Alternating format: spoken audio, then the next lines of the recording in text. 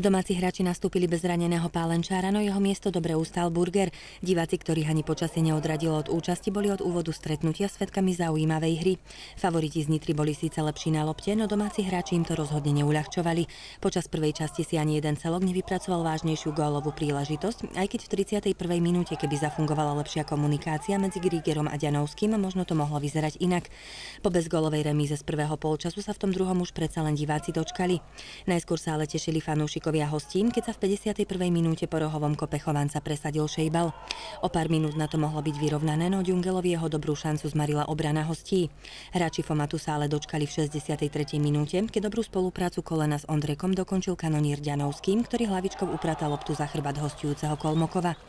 Po tomto góle už bola na obidvoch stranách evidentná snaha nakloniť misky váh na svoju stranu, no v prípade hostí buď mierili nepresne, alebo svoje mužstvo podržal Feriančík. Možno trošku viac streleckého šťastia a bodovať naplno mohli domáci, no najskôr striedajúceho Gorolčíka zastavila obrana a v závere nepochodil ani Tomka so Žilákom. Martinčania si tak do tabuľky pridali ďalší bod, na teraz ich majú 5 a po 9. kole sú na predposlednom 11. mieste. Tak pred zápasom by sme bod brali, ale podľa priebehu zápasu samozrejme bol to líder tabulky, dominoval na lopte, ale my sme mali znova dneska čistejšie šance, tak ako pred 6 dňami v Pohroni. Také situácie, ak v prvom polčase mal tam Ďanovský s Grígerom, v druhom polčase proste musíme to riešiť lepšie. Áno, super, dominoval na lopte, bol dobre organizovaný, ale naše družstvo dneska nechalo všetky sily na ihrisku, bolo disciplinované, hralo celých 90 minút a ten bod, myslím si, je zaslúžený, ale mne osobne sa máli dneska. Tak odohrali sme zápas, ktorým sme si vytvorili dosť gólových príležitostí, chýbalo na lepšie zakončenie. Myslím si, že to aj rozhodlo o tom výsledku. Chýbala nám taká väčšia presnosť a kľud v tej koncovke a myslím si, že super si vytvorili jednu, dve šance, z ktorej jednu premenil, to sa môže stať, áno, to budeme hrať aj z nižšej súťaže súperom a ten si vytvorí jednu šancu. Bohužiaľ, bolo nám to osudné, no. Tak to vo futbale chodí.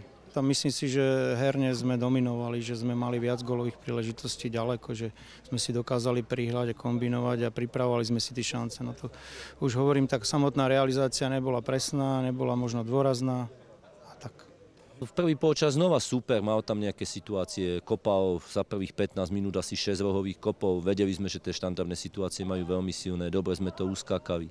My sme v prvom polčase veľmi zle riešili finálnu alebo aj predfinálnu fázu, pretože boli sme v situáciách, kedy sa tam dal streliť gól. Zatiaľ samozrejme, že nejaká spokojnosť je, ale furt je to všetko ďaleko a my sa musíme snažiť každý zápas vyhrať, lebo chceme postúpiť. Tak zatiaľ sa nám to darilo, uvidíme, čo ďalšie zápasy, pripravíme sa a ideme od zápasu k zápasu.